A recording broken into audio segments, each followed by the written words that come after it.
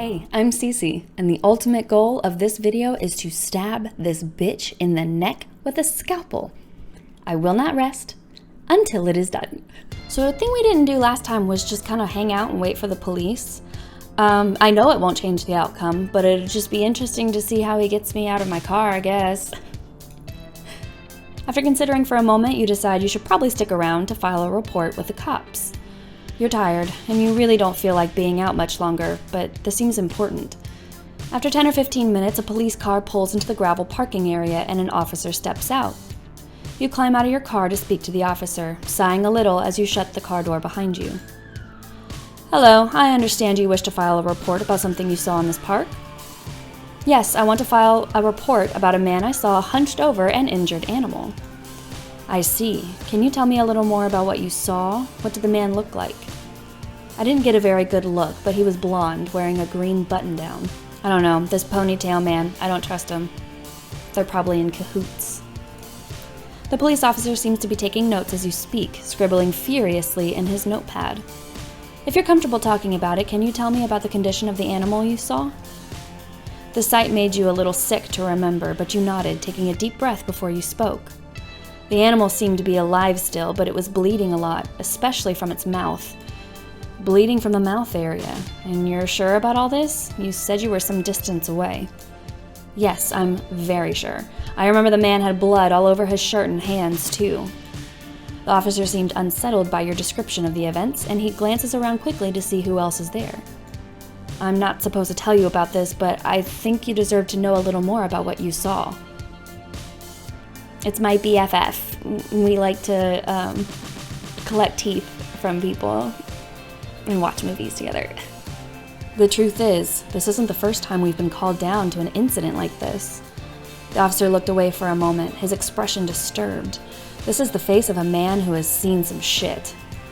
There's been a series of mutilations like this one, and not just in animals, in humans too.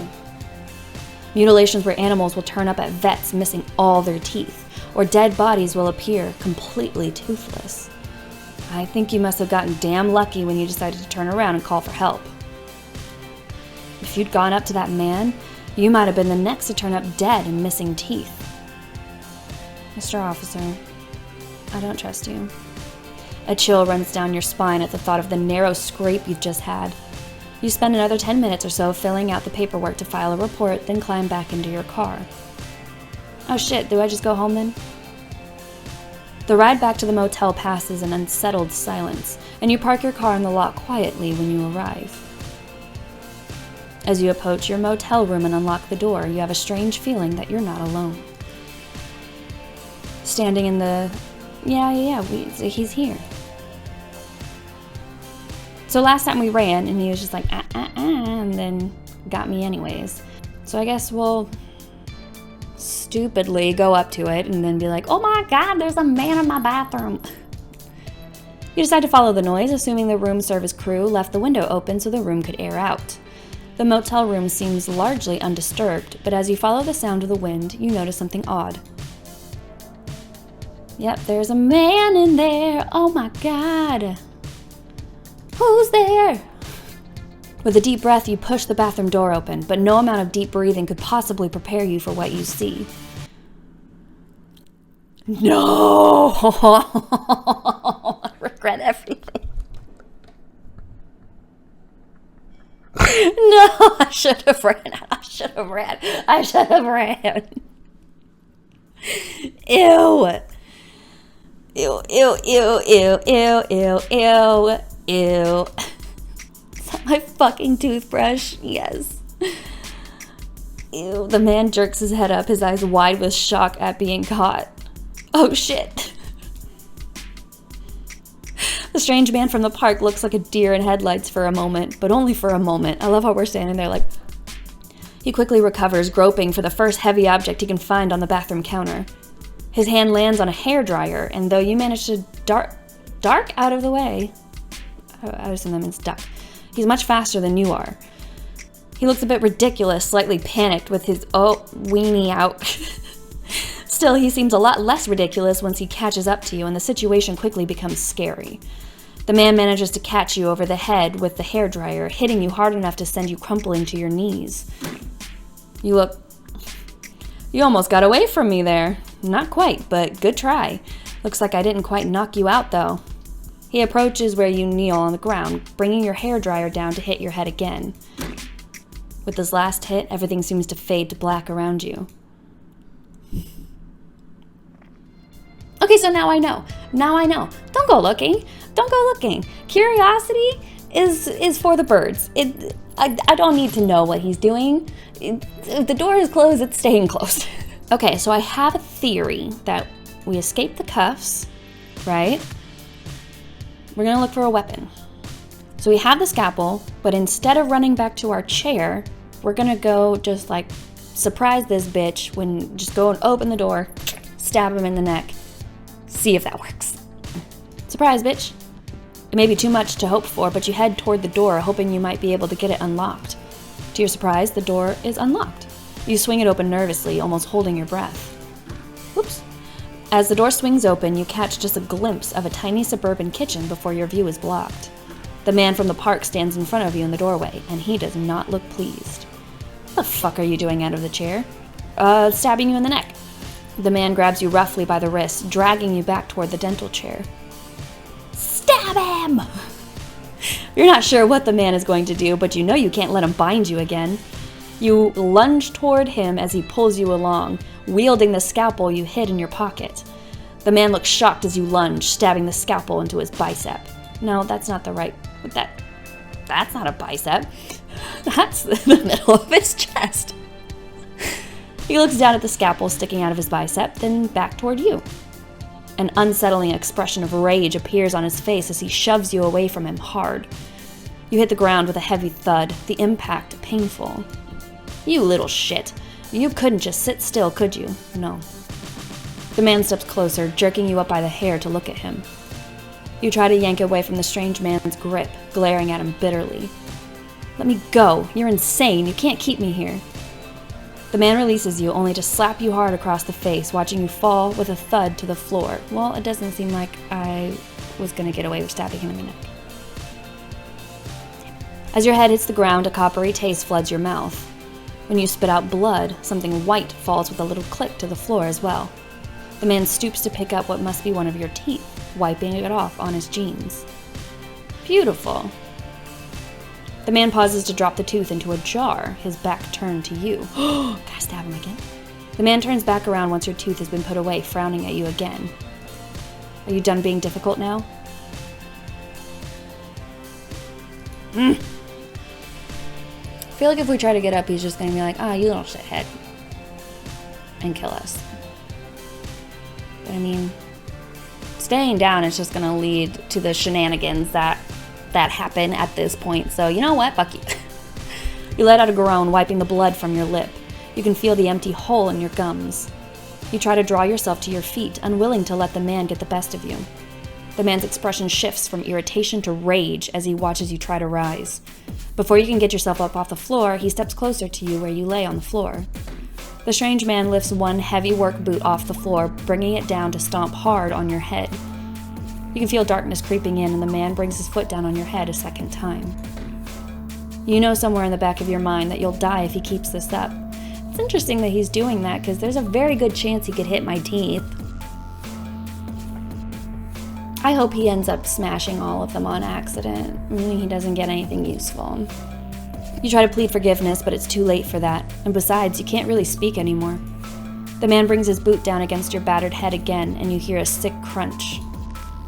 At least your teeth will look nice in a jar. With one last stomp, the man snuffs out your life, crushing your brain inside your skull. Goddamn useless ass scalpel. All that fucking effort. For nothing!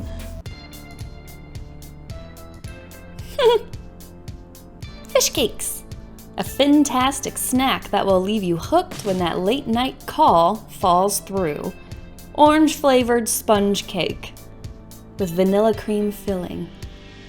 Gross. Does it have a butt? Why do they have butts? Fish cakes cannot replace the love and sweetness of an actual person. Please eat responsibly.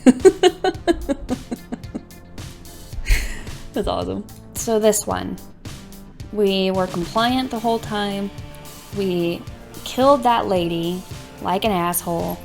And he was like, oh shit, this is bomb, let's go. And the last time we were like, actually, no, I'm not feeling it. And he got very mad. So this time I guess we'll be like, cool, man, this is exactly what should be happening right now. All right, I guess let's do this. As strange as it is, you find you don't mind his touch. At the very least, letting him do this is much easier than trying to argue about it. I guess. His broad hands fumble clumsily with the button of your jeans, eventually popping it open.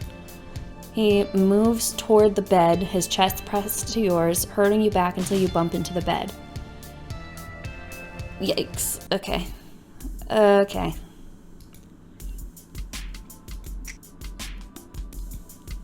Wade seems a bit in disbelief that you're actually letting him do this. Same. You look so cute all worked up like that. It's kind of pathetic. I love it. He has a way of saying these humiliating things in such a warm, affectionate way that they sound good.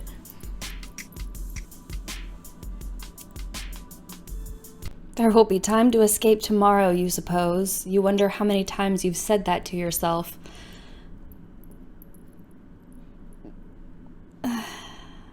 Okay, so then he's like, make me breakfast, bitch. Yeah. So last time we poisoned the food, but then we killed him. Like we made him get us out of the house and then we killed him. So I wanted to see what happens if you poison the food, but you leave him alive and then leave the house. And then I'll go back and do the don't poison the food and then become a domestic little fucking zombie kidnappy. Poison the shit out of that food, bitch. So I guess I'll just let you live, because I'm super nice. You take a deep breath, looking closely at his expression. There's a strange pain in his eyes, something that squeezes at your heart for reasons you can't understand. First, I'm going to need you to open the door for me. You pull him to his feet, leading him to the front door in the living room. His hands are a bit shaky as he unlocks the door, pulling it slowly open. As you step out the door, you think you must be finally free. Until he lunges after you, trying to snag your wrist. Bitch! Don't make me poison you again. You slash at his arm with the knife in your hand, drawing a long line of blood across it. Wade flinches back, swearing as he wipes the blood onto his shirt. You take this time to get your distance from him, hurrying out of his reach. You pause only once to look back at him. You can see his silhouette in the doorway, leaning against the doorframe for support as he glares. Blood still drips down his lip, and he coughs. More of the bright red substance splatters the inside of his sleeve. Just die already, bitch! The poison is taking its toll on him, but since he's a grown man, he probably won't die from such a small dose. You turn your back on him, walking away into the street. You're not sure if he'll hurt others, but you've survived, and you'll do anything you can to stop him. You'll go file a police report, and then, well, you're not sure what comes after that. Back to the motel you stayed in before all this happened? No.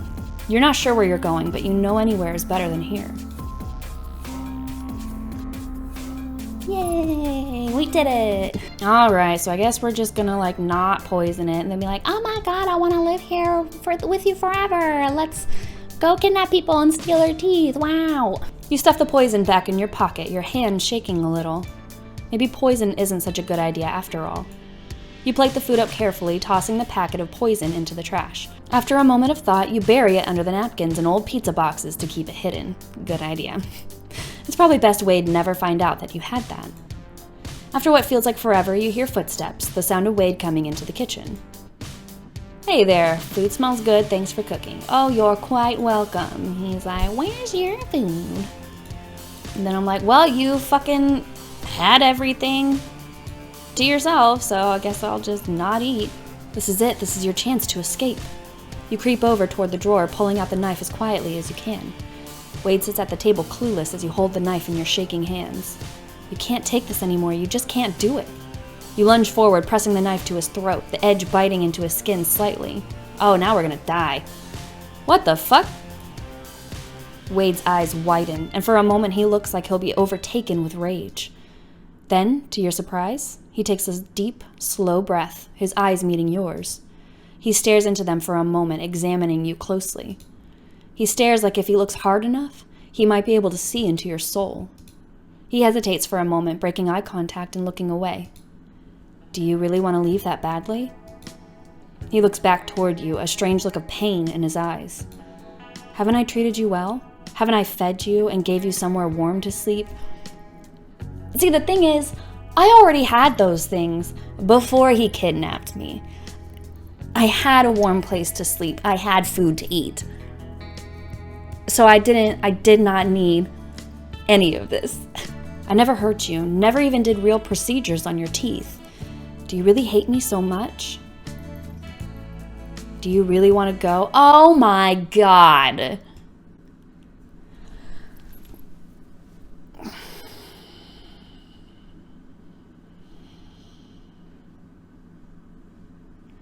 God damn it.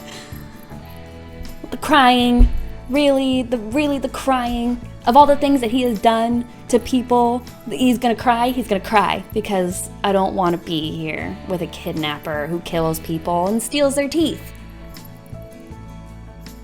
God, he's the worst. Looking into his eyes in this moment when he's teary-eyed and is most vulnerable, you're reminded of the photos you saw in his photo album down in the basement. What you saw down there, the photos of a distant boy rejected by his mother, yank at your heart. Rejected because he's a fucking creep. Rejected because he was killing animals and bringing their teeth home in jars. Rejected for a good fucking reason. In Wade's eyes is a terror that may be just as old as he is, the fear of being abandoned. Somewhere along the way, this man has begun to cling to you in ways you never noticed, never considered. Now, with the threat of you leaving rearing its head, he's experiencing this fear all over. Maybe for the first time in years, for all you know. It makes it hard to think clearly about what you're gonna say next. It really doesn't. It does not make it hard.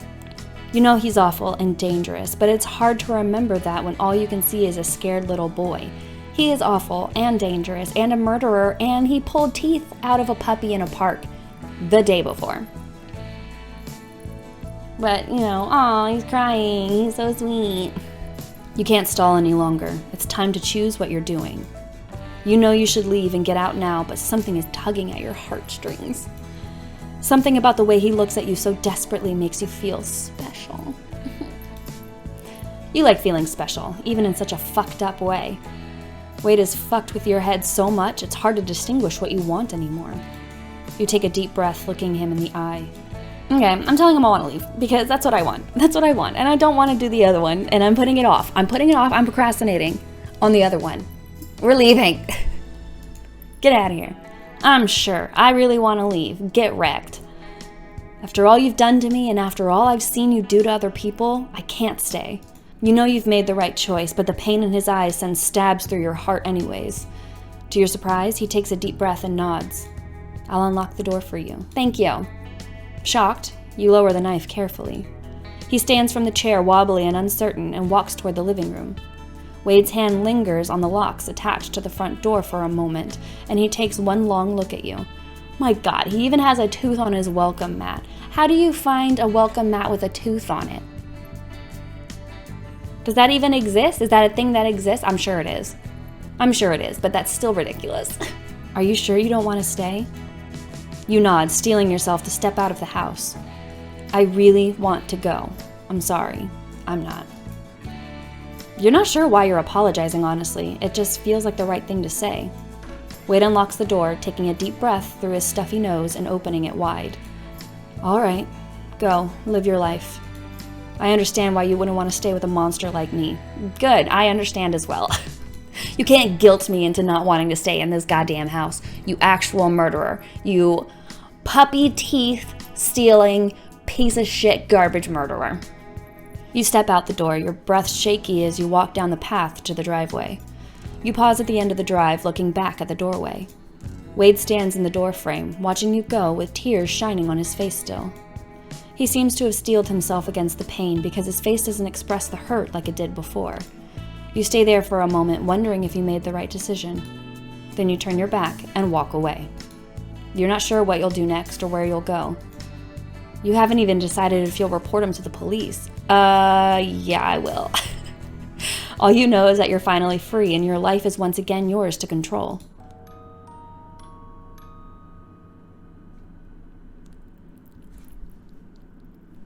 I guess let's just go fucking say we're gonna live with him forever now. Fine, I'll fucking stay here forever with you in your nasty, squalor-ass house. But you're gonna need to bathe.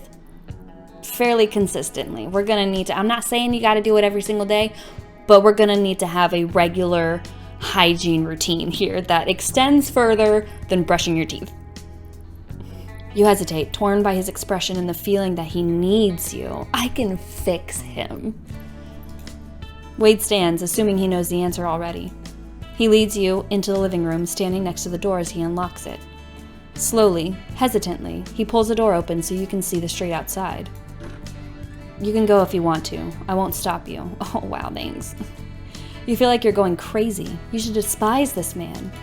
You should hate him with all your heart, and yet, all you can think about is the look on his face, that pained desperation. Leaving him would destroy him, you know it. Even if you didn't call the cops, you don't imagine he would last much longer. Oh, darn, you'd be taking a murderer off the streets. That sounds like a horrible idea. He's dealt with so many abandonments in his lifetime. If you leave him, you have a feeling this will be the one to shatter him forever. Oh, no. You think back on your time with him, and you remember the bad parts, of course, but you can't help but think of all the good things that happened too, the times when he was kind. What good things? He gave you a dog bed to sleep on? That he gave you a package of fish cakes while you were sitting in the basement? That he brushed your teeth for you because if you didn't let him brush your teeth, he was gonna kill you? You often forgot he was a killer entirely until little things reminded you of the fact. Like killing somebody in front of you? In the end, you can't stand to hurt him. You can't stand to be the one to break his heart. You lower the knife slowly, tears welling up in your eyes. Wade stares at you in disbelief as you put the knife on the table. I can't do it. I can't leave you. Wade stares for a moment, almost not seeming to register your words. Wait, you mean it? You're staying? You nod, wiping your tears with the backs of your hands. Why do I feel like I'm just going to become this man's mother? Putting him on a hygiene schedule, cleaning up this goddamn hovel of a house, cooking for him. I'm gonna become this man's mother. And then he's gonna kill me and steal my teeth, just like he did with his mom. Because his expectations are gonna be so high. And I'm not gonna meet that. That's silly pants. I don't know when it happened or how, but I can't leave you. I can't leave because Wade, I love you. I hate this. At first, Wade seems uncertain. He can't seem to believe anyone in the world would love him. I can't believe it either. You could really love a monster like me? I guess. The words register slowly, but when they do, they overwhelm him. Oh no. Oh no. Oh, Cece, I love you too, more than you could ever know. My guy, do you even know my last name? Because I'm pretty sure you killed my mom and put her teeth in a jar 18 years ago, so. But it's fine. It's fine. He's so nice. He gives us fish cakes. What more could I need? Wade reaches out to hold your face between his palms, an expression of pure adoration on his face. I can't wait to spend the rest of my life with you, darling. I'm sure you can't. You have a feeling as he says this that you're not going to be leaving. Ever. Whether I want it or not. Somehow, though, you find that you're okay with that. You have him, and that's enough. Sure. That's enough. So I'm wondering, that whole scene hinged on seeing the photo album, right? Like thinking back and being like, oh my God, he's so sad. He's such a sad little boy who's abandoned. Oh. So I'm wondering what happens if we don't look at the photo album. I'm wondering if that'll change anything. So I'm gonna see. Also, I refused to get in his car. He was like, come help me get this puppy in my car. And I was like, no, we'll not be doing that. So I'm probably just gonna get beat over the head or something. Sorry, but I just don't know you well enough to get in your car. You shake your head, and you're startled to see the expression on his face change as suddenly as removing a mask. Damn, you really don't give a shit about helping an animal. How messed up are you? Says the man whose teeth, the puppy's teeth, are in your pocket. You have dog's teeth in your pocket, and you're gonna tell me that I'm fucked up for not wanting to get in his goddamn car? I hate this man. The stranger's entire demeanor has changed in an instant from a helpful gentleman to a crude jerk. You take a step back, preparing to run from him, but he's faster than you, and he can tell you're about to flee. He lunges to catch the side of your head with one hand, slamming your head hard against a nearby tree. And there we go, we got bonked. So I think we're just gonna hang out. It feels like you spend hours sitting in the basement alone, staring at the wall or looking at the jars of teeth. Actually, no, because if we don't get out of the cuffs, then we get taken upstairs. I don't want to do that, because I want to make sure we have... Or is it he brings... No, let's do that. Let's go upstairs. And then he brings us back down, and that's when we can look for the album. Sitting in the empty room alone, it's hard not to think about all the other victims before you. So many jars of teeth on those shelves. How many came from people just like you? It makes you feel sick to think about it, so you try your best to stop. Finally, after an eternity of waiting, the door seems to open behind you. The man from the park approaches you where you sit in the dental chair, smiling in an odd sort of way. Hello, sir. Yeah, why you do this? 'Cause I want your teeth. Ha ha ha. All right.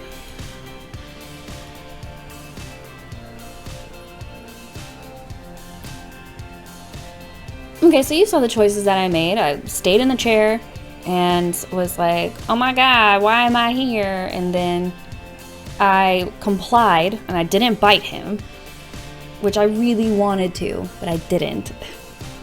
And I have a third option now, okay? So before it was just to keep my mouth open or close my mouth and get the cheek thingy in there. But now the third option is to just... Can y'all decide on a place to be? Hi, you here for moral support? She's here for moral support because the third option is to be intentional about the act that is happening in that moment. And I really don't want to do it. But it's an option that we didn't do before, so let's do it, I guess. You're not sure what you're thinking, to be completely honest. Maybe you're trying to get on his good side so you can get a chance to escape. Or maybe, and you don't even want to consider this, some part of you deep down enjoys what he's doing to you. Whatever the reason, you find yourself sitting up as much as you can. Your limbs strain a little against the cuffs around them and you do awful things. His eyes widen in shock at first, and then a slow smile crosses his lips. Oh, you're, no, I don't like that. He lets out a warm laugh, clearly pleased by your willing eagerness. Don't look at the screen, I'm making bad choices. Come on, guys. Get out of here. Gross. It is gross in here. Don't look at it. He doesn't seem able to stay still for long, though, and grows impatient quickly. Yikes. Gross, gross, gross, gross, gross. I think after that you've earned some rest. Let's get you something comfortable. Is it the goddamn bed? I swear to God. Okay. Oh, we're back up here. Okay. Were we able to say no food the last time? I don't remember. But I guess we said mac and cheese last time, so let's go for that tried and true TV dinner. You think about the options he has for you. Both of them are kind of weird, but hey, they're all you've got. Which of them seems less gross? You examine the TV dinner in his hand, fried chicken and mashed potatoes. The chicken will undoubtedly be soggy, and the potatoes flavorless. At least it comes with a brownie, though. I'll take the same thing you're having. Wade seems pleased as he nods, pulling another one out of the freezer and shutting the cabinet. You'll like it, I promise. These ones are really good. For someone so conscious about dental health, he sure eats a lot of junk food. Wade microwaves your food first, then his own, handing you a fork. Promise not to stab me with that if I let you use it? We're just gonna glide past that. You pause a moment to think, Then nod. Yeah, I promise. Eating with your fingers sounds unappealing, and besides, if you were going to grab a weapon from his kitchen, you'd grab the knife, not a fork. Once the food is ready, Wade turns to you with an odd smile. Let's go sit down and watch a movie or something. Yeah, and then we go watch a action movie, I guess. Okay. So, I don't know, maybe this is like the super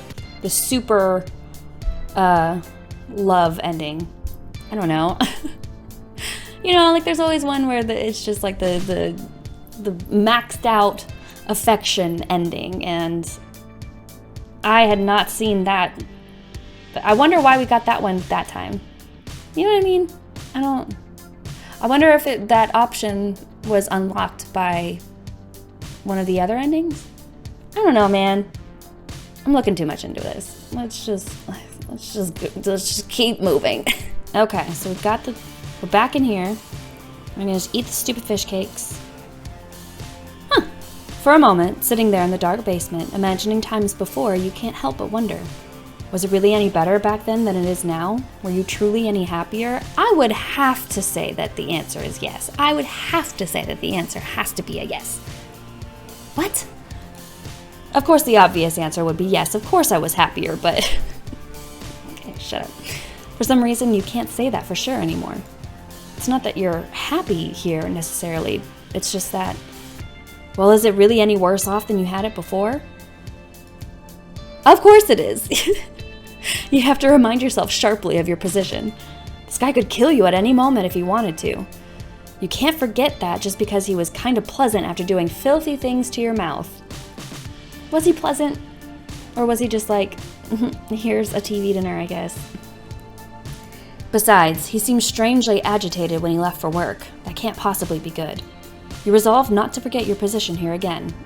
It'll happen again. Don't worry. Don't worry. You can't allow yourself to think you might like it here. That's impossible. Having made your decision about the snack, yeah. Eat your thing, brush your goddamn teeth. Look around the damn basement.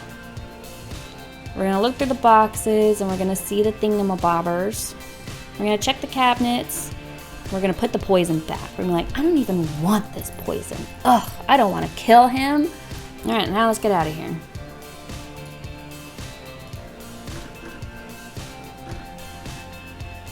Wow. I don't even think we got the choice. No, we didn't even get the choice to do it. We just kind of did it. Huh. Okay.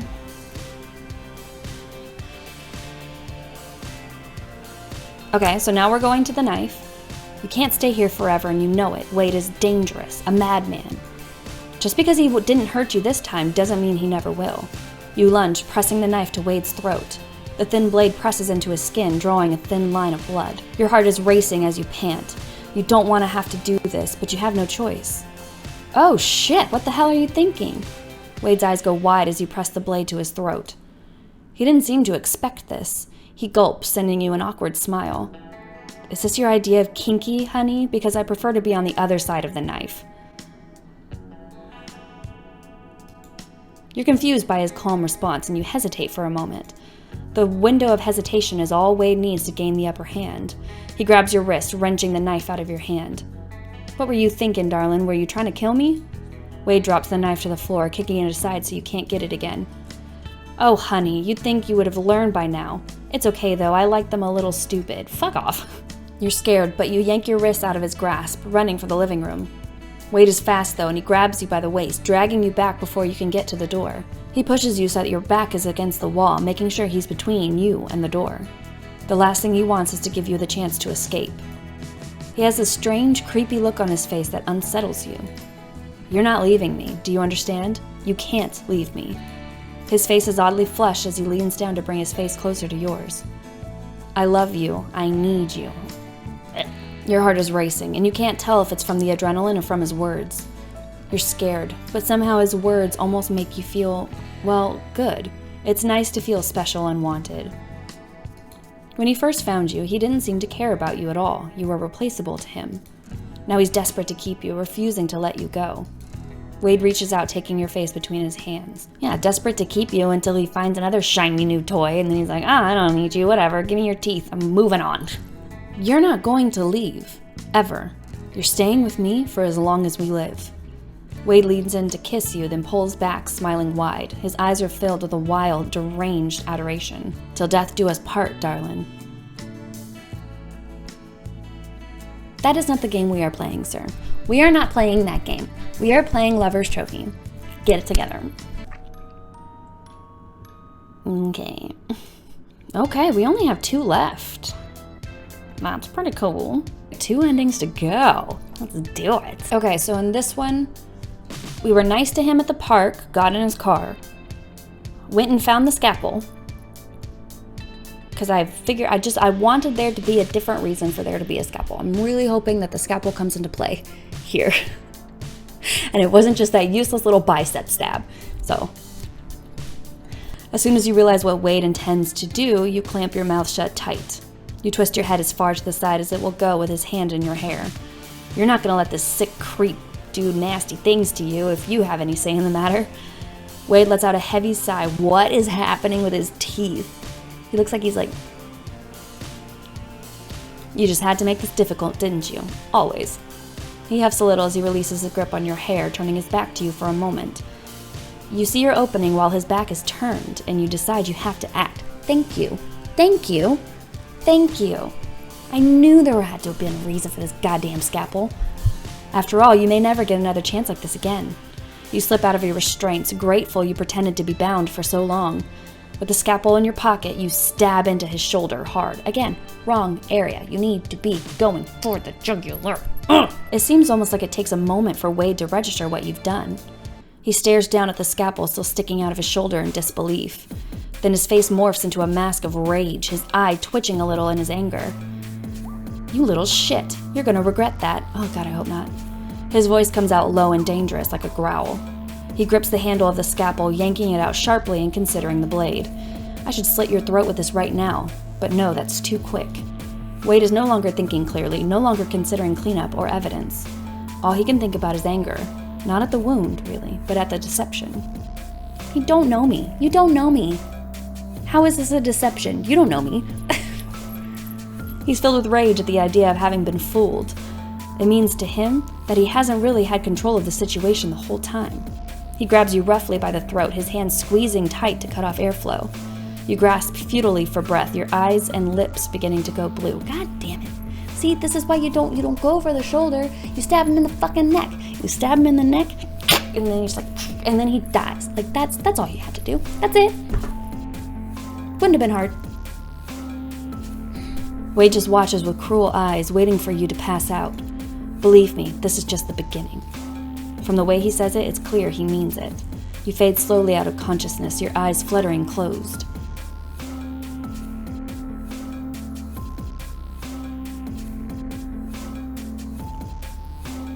Where are we going? When your eyes open next, you seem to be in Wade's truck speeding down the road. Where are you taking me? You blink hazily, confused as you look around. Shut up. Wade huffs in annoyance, turning his music up louder so he won't hear you talk. Your head still feels foggy and heavy, and it's a struggle to stay awake.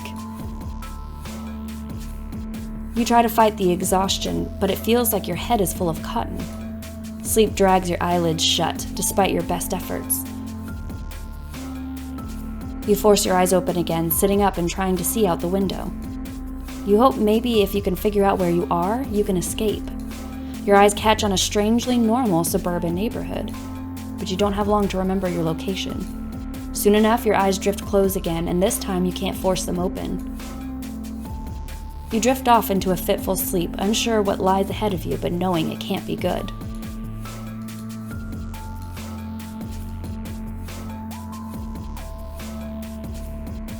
Is he burying us? What the fuck? When your eyes open next, you almost can't believe what you're seeing. You look around in horror, a rotten stench flooding your senses. Something smells awful, and you're sitting on a pile of something squishy and lumpy. Oh God. As your head clears up and you wake more fully, it begins to hit you. You're sitting on bodies. Dead bodies. You know, fucking Jack's basement? What the fuck is this? Horror wells up from inside you, leaving you sick to your stomach. You scrabble toward the wall of the pit, clawing at it desperately. You try to climb out, but the soft dirt keeps crumbling under your hands and feet. Far above, at the mouth of the pit, you can see him staring down at you. Even in the dark of night, you can see his eyes shining with malice. He grabs the handle of a large wooden cover, and you can hear it scrape as he drags it. He pulls it over the opening of the hole, sealing out even the light of the moon. You have a horrible feeling you'll never leave this pit again.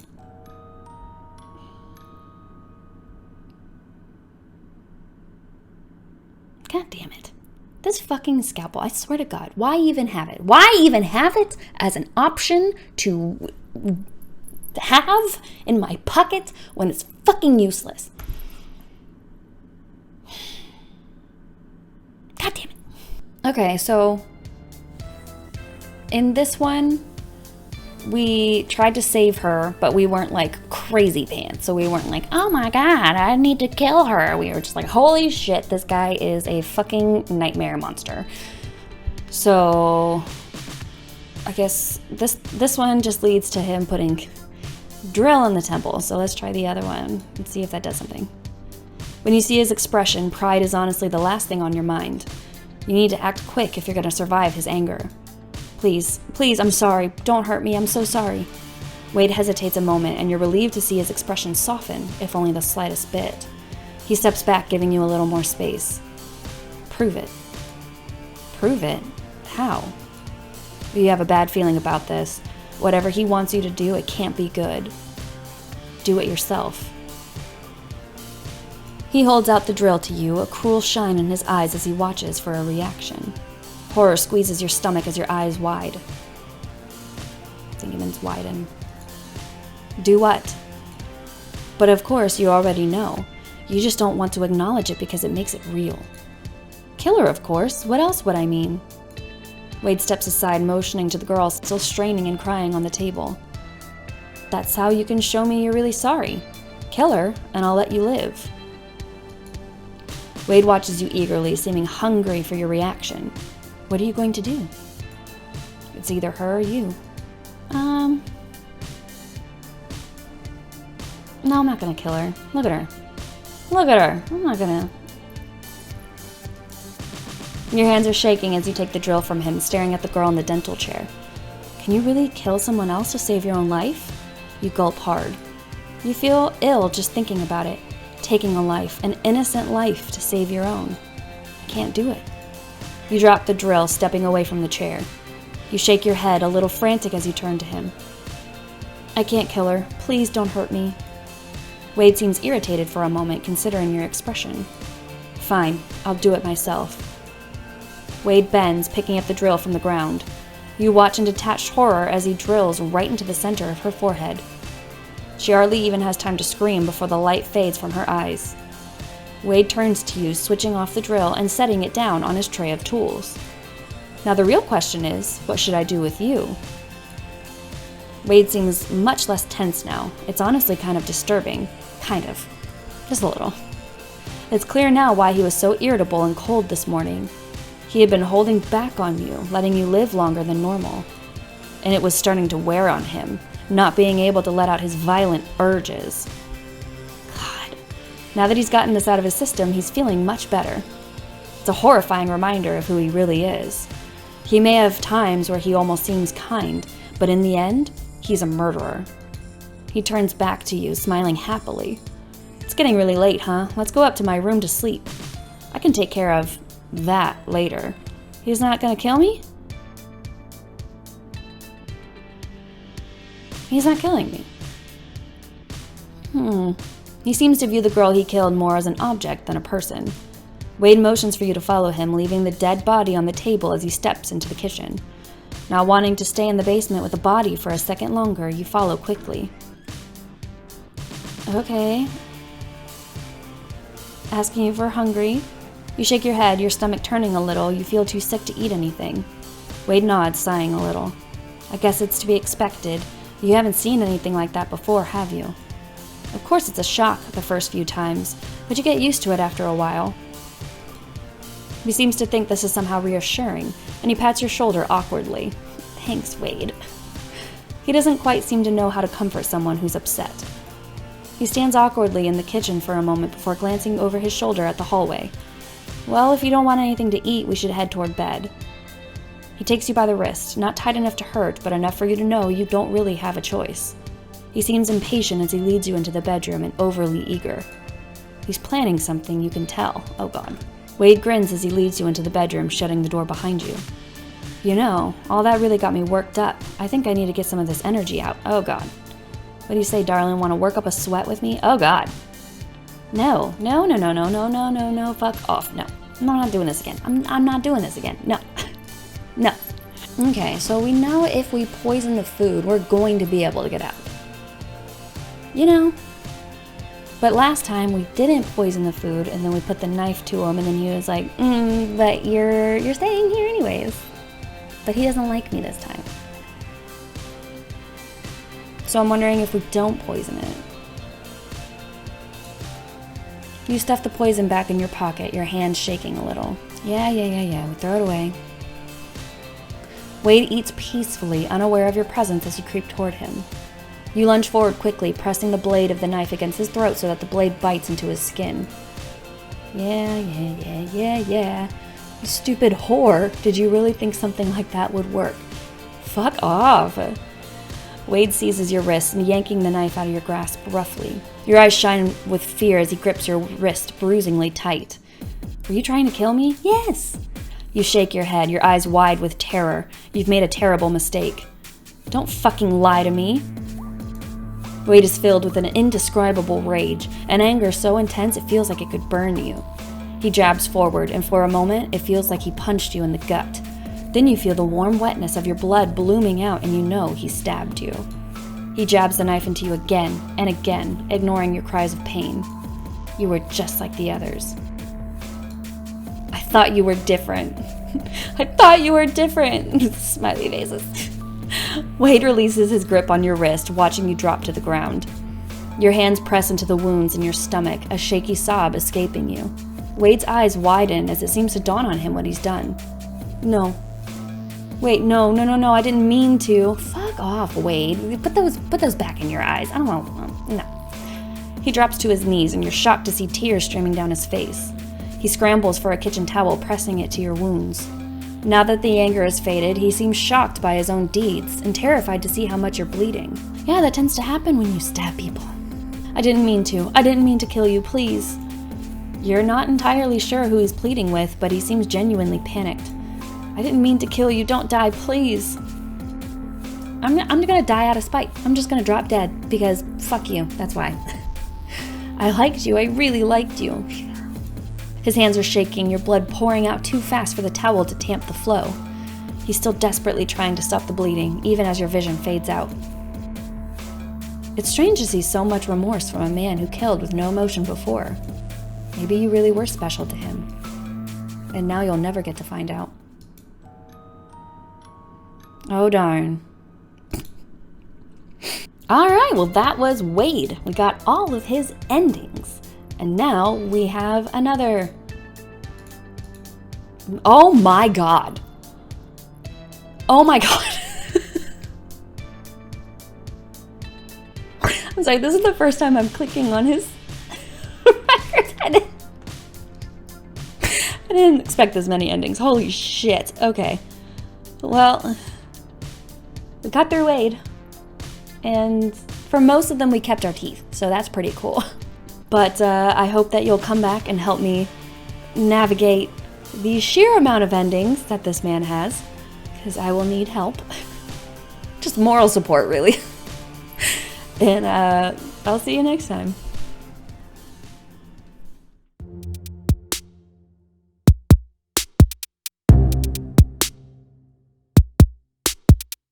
All of my exes were crazy.